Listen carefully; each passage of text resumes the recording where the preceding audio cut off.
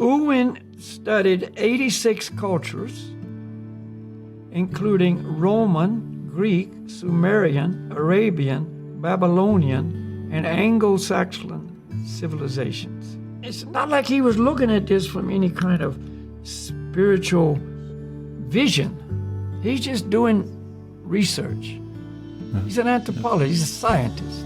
Owen concluded that throughout history, in nearly every civilization, sexual license and the decline of monogamy led to irreversible societal collapse with just 3 generations.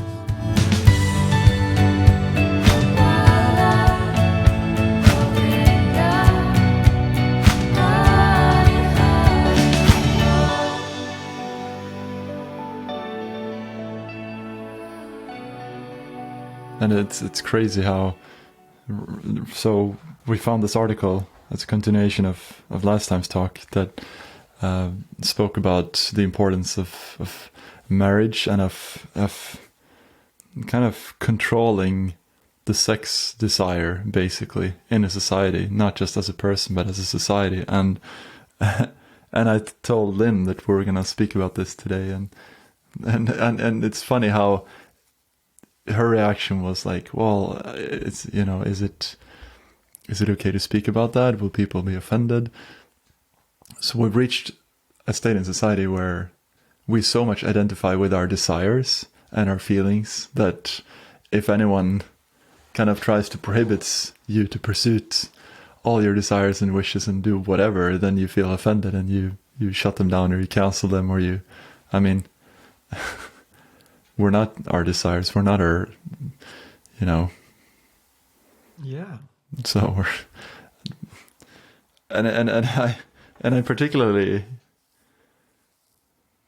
think it's very, very interesting to look at the traditional what we see in the Western world as like traditional Christian values and morals and things a Christian would do, a traditional conservative Christian would do and believe in. And look at it a bit deeper and have people understand it and haven't, like, why is it like that? Because many people that are even in those religions or following those practices might not know what the goal is or what the, you know, the background. Why is it important? What's the story here? And you just follow something because, you know, that's the tradition. And that's, of course, maybe better than not following it at all. But what we're trying to do is empower people through wisdom and to understand this on your own in your life. So that's why make decisions in your life that are maybe against the trend,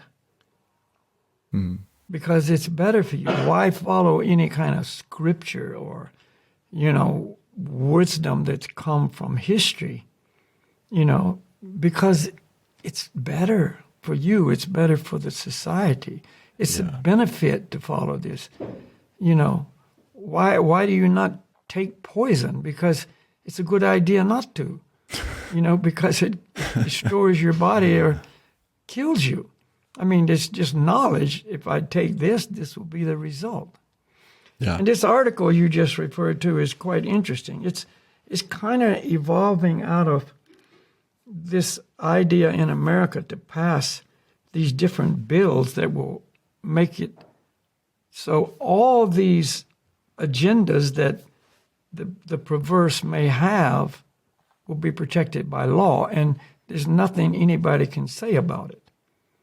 You know, like children should be the responsibility of their parents when they're 12 years old, 13 years old, 15 years old. I mean, they don't really take on adult status till, you know, they're 18 or 21, depending on what the country you live in is. Yeah, yeah. So, you know, legally speaking, it's always been understood that until a child is of that age, the parents have the responsibility to protect that child. Yeah, yeah. You know, and so if they pass this bill and another one that we just referring to, then it takes everything away from everybody. Nobody can say anything. The parents have no control, protected by law. These people, will put you in jail if you try to, protect your child against these assaults.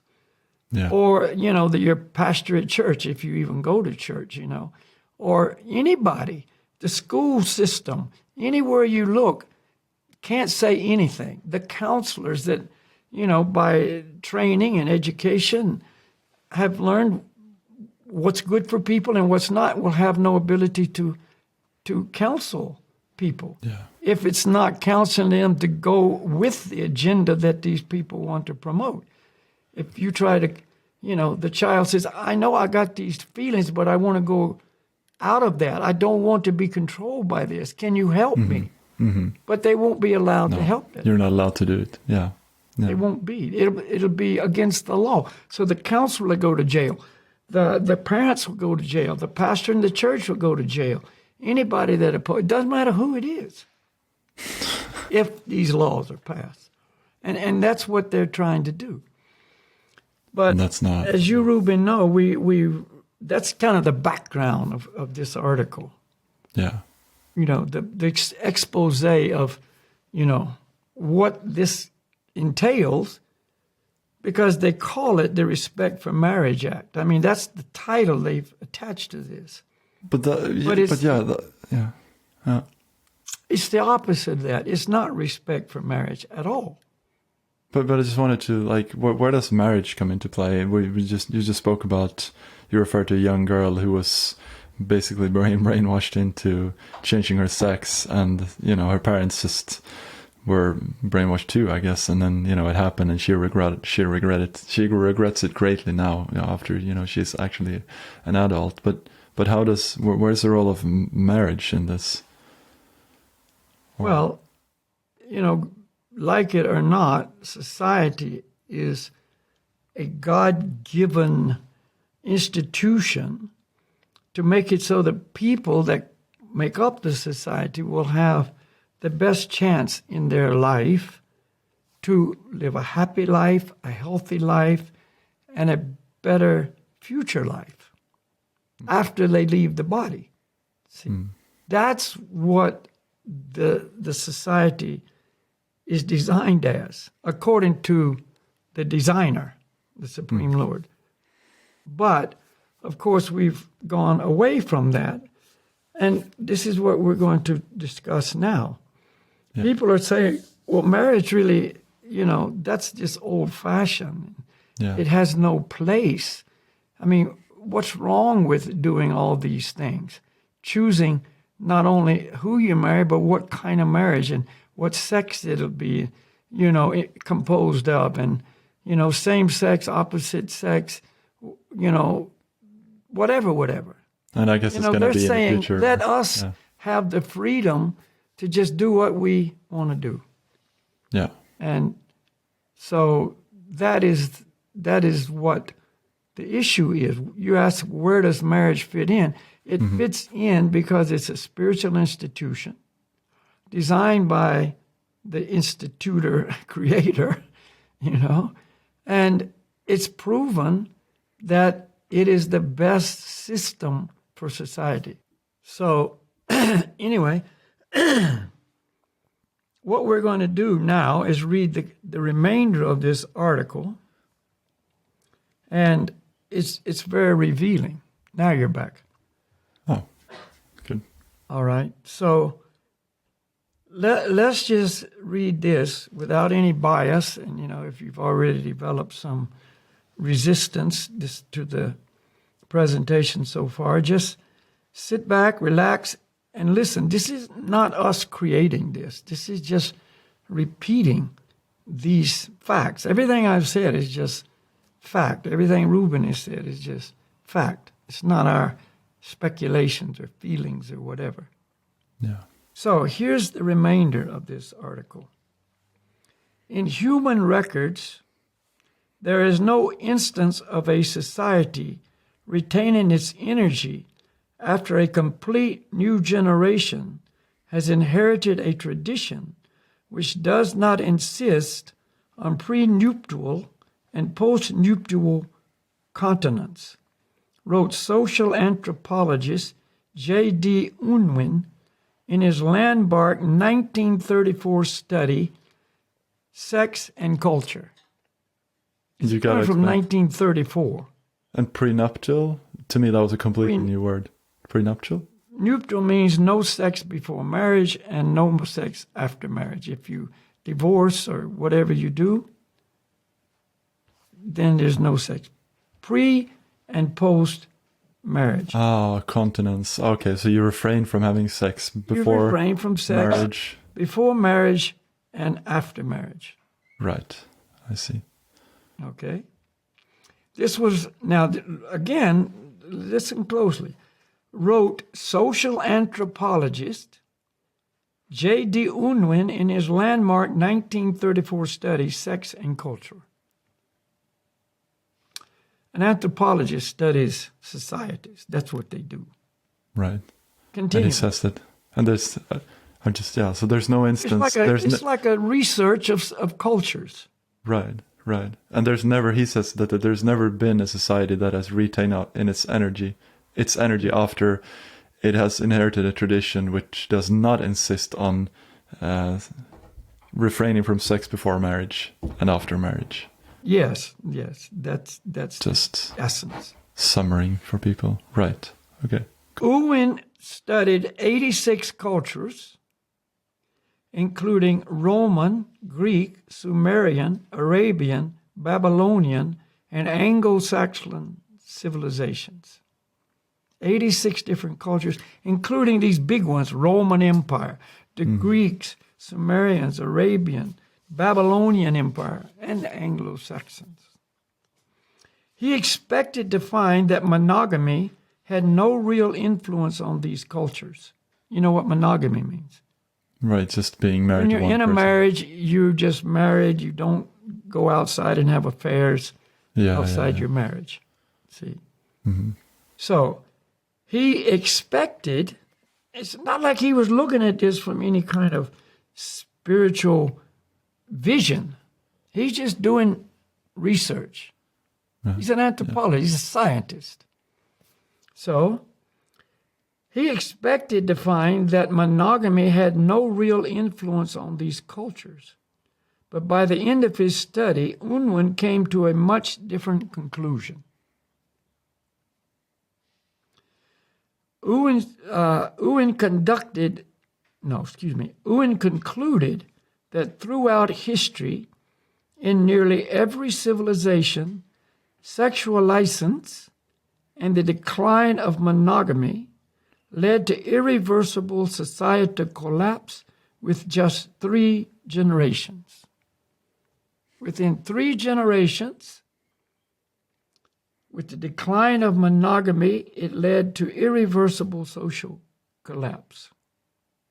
In nearly every civilization of this 86 Of the 86. cultures.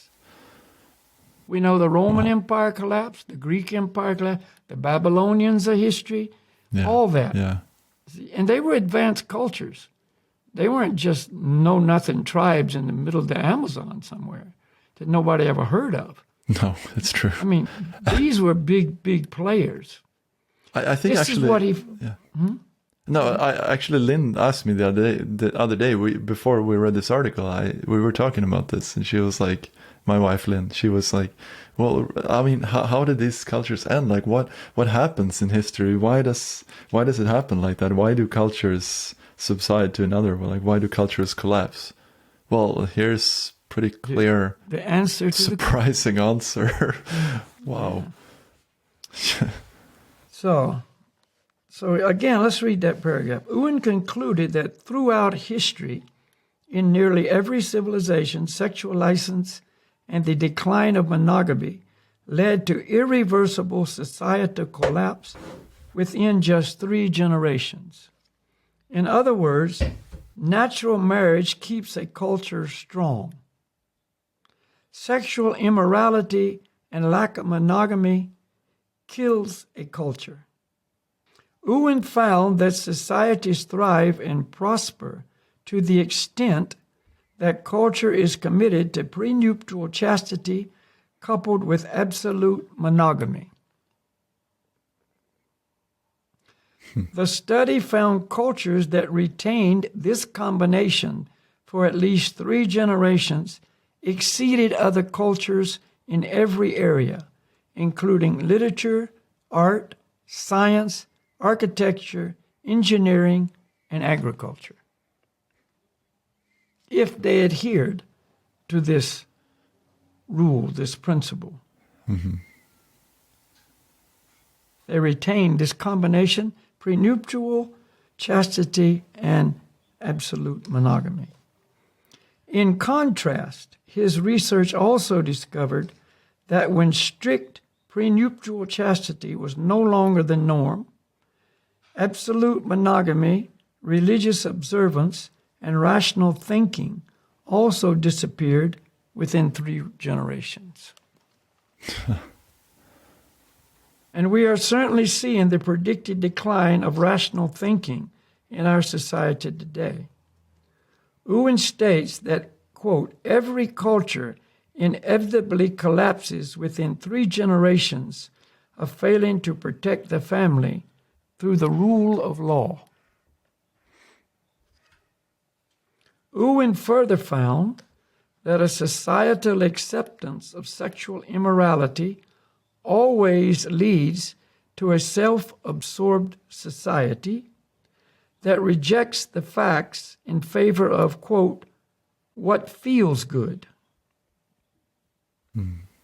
Unwin characterizes this stage as a dead society, made up of people who have little interest in anything other than their own wants and desires.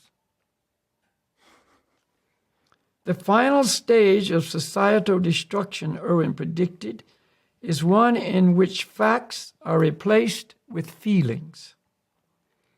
This stage can be observed in America's sexual identity movement, which insists that there is no such thing as the reality of gender.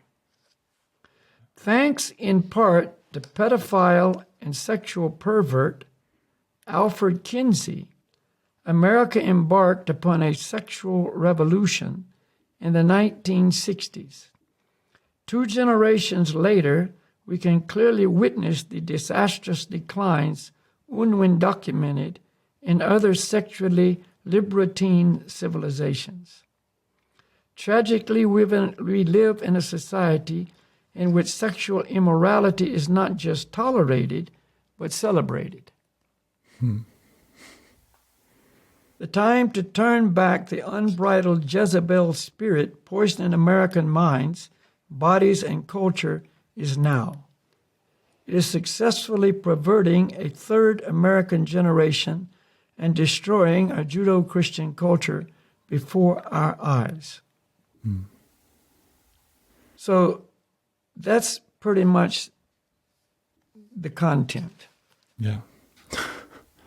And this is based on history. This is not just a bunch of spiritual fanatics, as anyone, adhering to any kind of spiritual principles are seen as.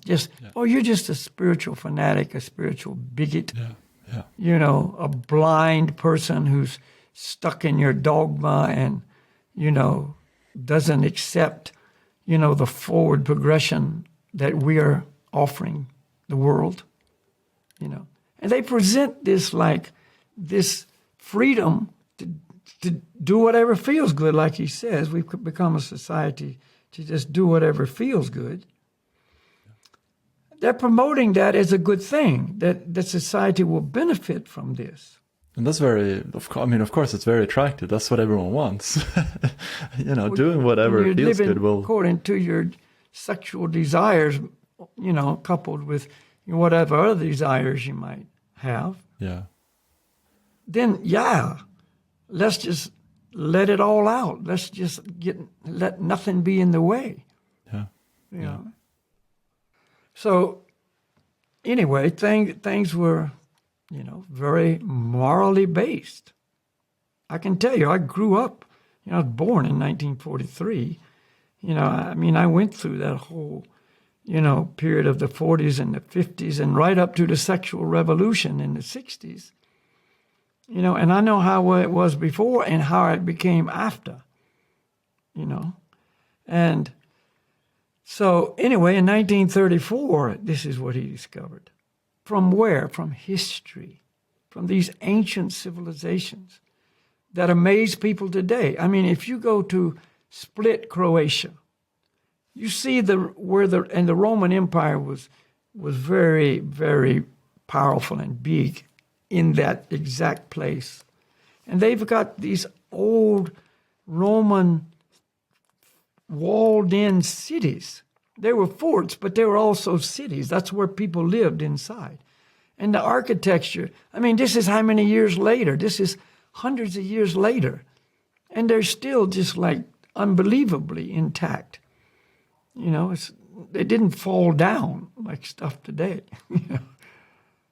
So they were very, very advanced in many, many ways. Their water systems were incredible. How they'd move water from the mountains down through, you know, ceramic tile pipes, and it went throughout the whole city, and on and on. I mean, you go there, and it was like, wow, but it all collapsed. See, they had armies that defeated everybody. It all collapsed.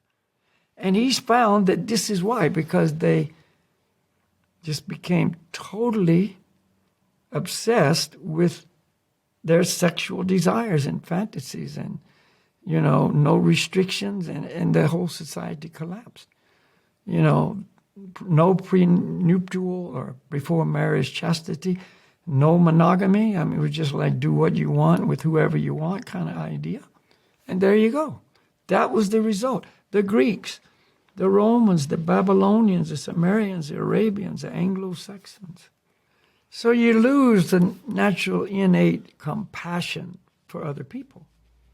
You know, I mean, the nature of the soul, and we always have to understand, we're spirit souls. We're not these bodies. So, you know, by nature, the soul is compassionate and merciful and kind and honest and on and on. All the good qualities are the nature of the soul. But when you contaminate the whole thing and cover it up and identify with the body, and your vision of happiness is satisfying all the demands of the senses, you know, and the strongest demand of all the senses is the genital sexual desire demand, both physical and mental. And when you just fall into that, then what does it do? It destroys you, and you become like it says. But back to your question, well, what about marriage? Why is that so important? You know, because as we just read, it holds society together. Why not have just sex from the time you're 10 years old? You know, because it destroys the society. It destroys you as an individual. It destroys the fiber, the thread that holds things together. And therefore, you know, it's all going to, what does it say? Produce a dead society? You know, where everybody is just doing what feels good. And it's like a cancer. Cancer eats you from the inside. You know, and lust knows no bounds. You know, and it is the strongest force of all forces in the material world, because it's divine love, pure, true, spiritual love, in its perverted reflection, perverted form. So it has the same power of love, but now it's perverted, and it's the enemy instead of the divine friend. So it destroys you, and rather than nourishing you and make it so your happiness knows no bounds. So it's just putting you directly under that complete, all-devouring, sinful enemy of the world, as described in Bhagavad Gita. Mm-hmm. And you're just going in there saying, come on, take me over completely. And they're demanding that society allow lust to rule everybody's life. You know? And marriage institution is a spiritual institution. I mean, have you ever noticed that in most cases, if a person's going to do a wedding properly, they get married in a church. I mean, normally weddings take place in churches, synagogues, mosques, etc. Why? Because it's inherently a spiritual institution. Maybe the people that are being married never went to church in their life, and maybe they'll never go again. But when they get married in the church. That's the norm. So it is a spiritual institution, whether we accept that or not. And it has a divine purpose. They share their lives together on a common platform of what? Producing children that they, by nature, should love and care for and take responsibility for, and raise those children to be good, upstanding people with moral values, with honesty, with all the things that makes a good society, that makes a good family, which makes a tight-knit unit. And it all, if you follow it further, designed to be an institution of service to God. It's a way to serve God through that institution. He is pleased with that. He has designed that. He has sanctioned that. And if we, his children in the material world, follow his guidance for us in our material societies, he's pleased with that. And our relationship with him evolves and comes closer. And our lives feel increasingly more fulfilled, and that's the whole point. If you take that away, all you've got now is just animal instincts, but it's way worse than any animals. I mean, the animals don't do any of these things. If you look at their functioning activity on the sexual level, it's to procreate offspring to continue the species. So, different animals have different ways they do it. I don't know if I'm getting off the subject or not, but hopefully not. In Scotland, visiting my friends, Neil and Bella, them well, we went hiking, many times, and we went to this one place, and there's these deer, red deer. They're very big-bodied deer, large antlers. And so it was in wintertime, and all these male deer, the bucks, there was hundreds of them, were all together. And the female deer, the does, they're in another place. And they have no communication, no connection with each other until the mating season. And then they come together due to nature's arrangements, the instincts, the desires, and they have their intercourse, they produce offspring, and then they separate again. So, it's very organized. It's not just walking around mutilating each other, Oh, I'm a female deer, but I feel like a male, so I got to take some hormones to grow horns, In other words, you can see where with our advanced intelligence as humans, which is designed to be used for spiritual understanding, knowledge, growth, etc., we're taking that and using it in exactly the wrong way. Why? Because of the control of lust. See? And another point that I thought of, I don't want to forget it because it's also important. There's a scientific fact that when a person develops, their frontal lobe of their brain, which is the part of the brain where the intelligence functions from, is not really developed fully until like 22, 23 years old. So that's why young kids on up through teenage do so many stupid things, unintelligent things, because the intelligence function of the brain hasn't developed. That's why on TikTok, somebody can come up with an absolute stupid challenge, and all these people will jump in because their brain is not fully developed. They have no intelligence. They're just guided by trends and, excitement and I want to be seen as somebody cool and whatever. And so they do all these stupid things. Like I think we mentioned on the show one time, cooking chicken in NyQuil, which is a sleep medicine, very, not good to eat it. And then they eat the chickens and some died, and it was a TikTok challenge. But the point is they do these things because they got no intelligence yet, And so when you take a 13-year-old, 12-year-old, I mean, this one girl, Choli Cole, she was 12 years old when they started giving her this therapy and ideas. And at 13, removed her breasts. At 15, put her on high levels of testosterone. And so she's not capable of making any kind of decision. It's an adult's responsibility to protect someone in this condition. But no, they say, no, this is good for you. We're your superiors. We're doctors. We want to help you.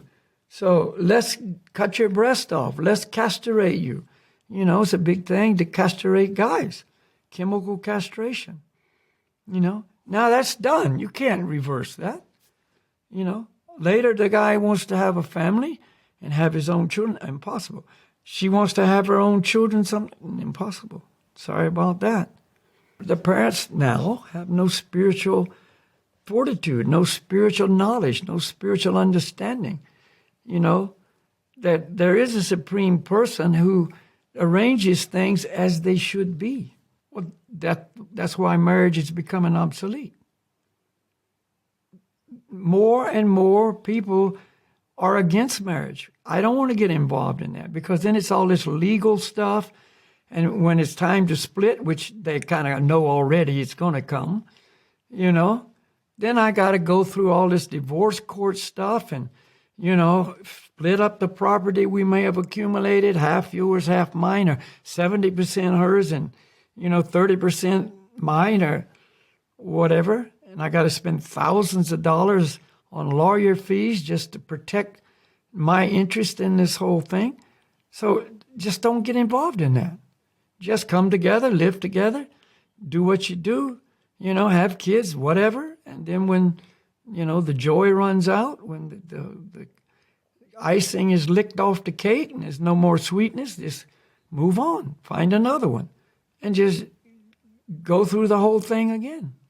But that's what's going on. I mean, whether we go to these extremes of this transgender stuff or we just dial it back to,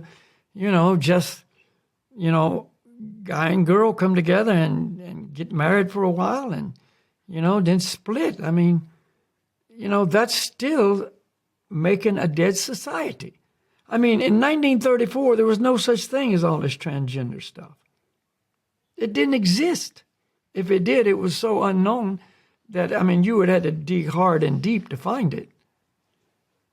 But even then, it was producing what we say, a dead society. What happened to the Romans? What happened to the Greeks? So it's a sad story, but facts are facts. What does it say? You reject facts and become a self-absorbed society that rejects the facts in favor of what feels good.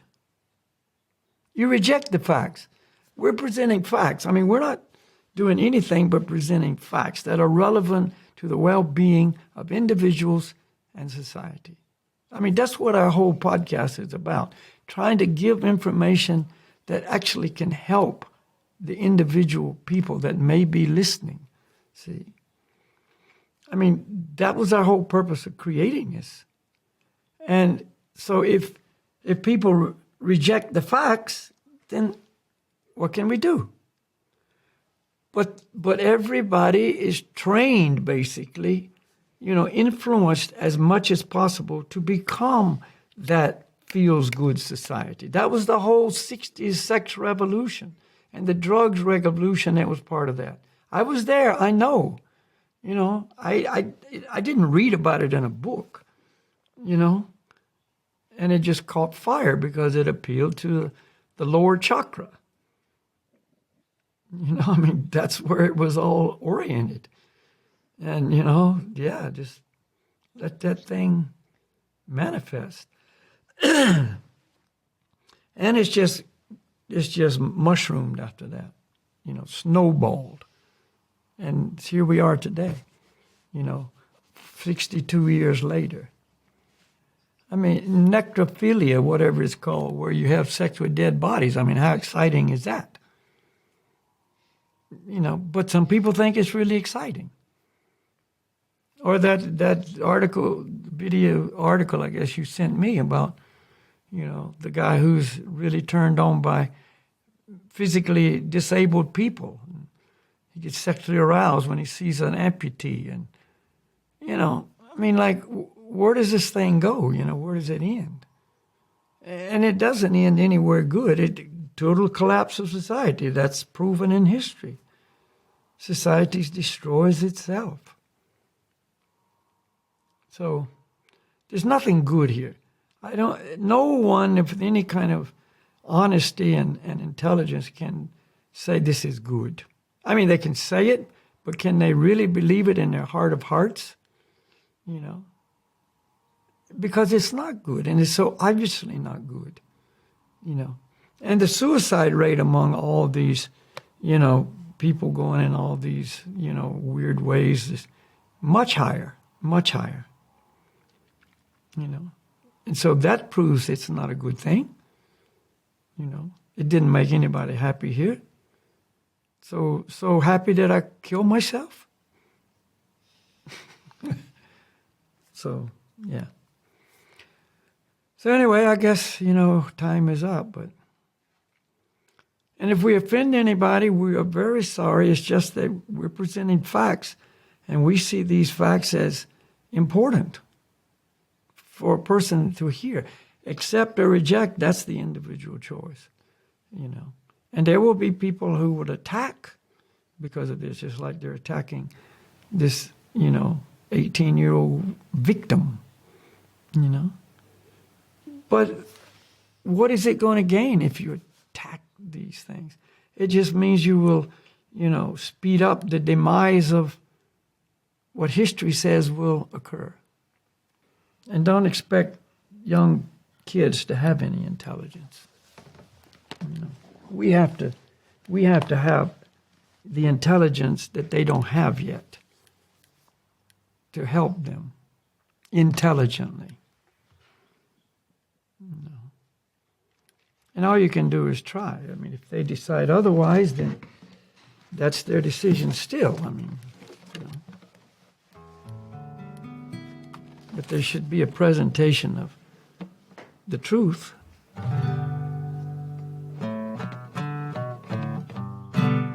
Okay, the ultimate solution to all problems. Chanting the mantras. If you listen to all these things, it's depressing, I mean, if you just look at it face value, it's depressing. But mantras change all that.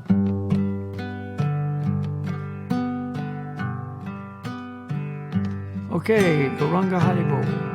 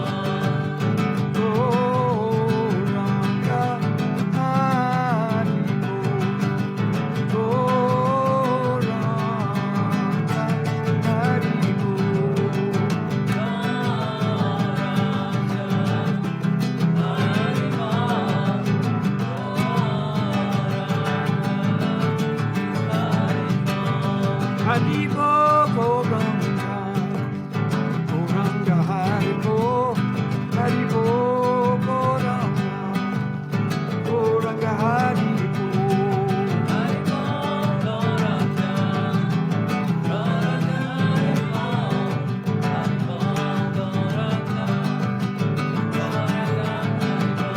Haribo, Goranga, Goranga, Haribo, Haribo, Goranga, Goranga, Haribo.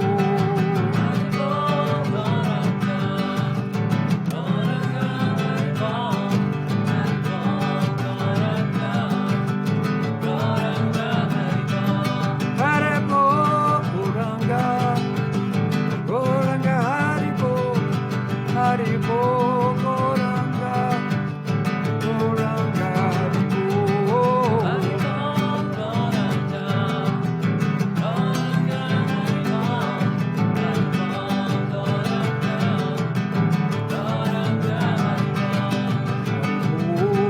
Goranga, Goranga, Haribo, Haribo, Goranga, Goranga, Haribo.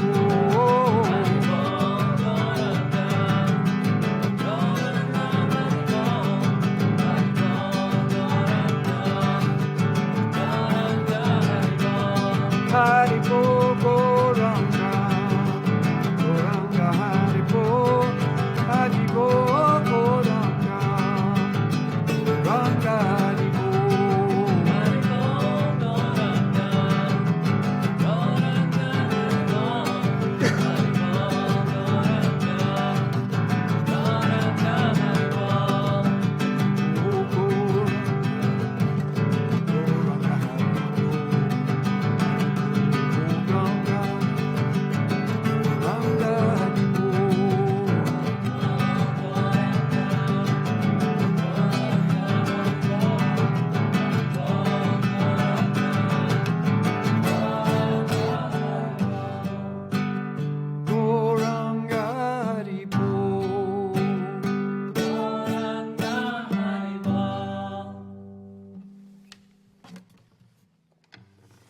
Goranga Haribo. So, yeah, we just need to add that, we're not against anybody. We open our arms to everybody. If we can help, please allow us to do so. Everybody's got to make their own choices in life. But the more knowledge we have and the more vision we have, the better the choices will be for the well-being of everyone. No one is forbidden. Yeah, no one is, oh, you can't do it. No, anyone and everyone is more than welcome. All right, so thank you very much, Ruben. Thank everyone. Thanks for watching. All the best. Namaste.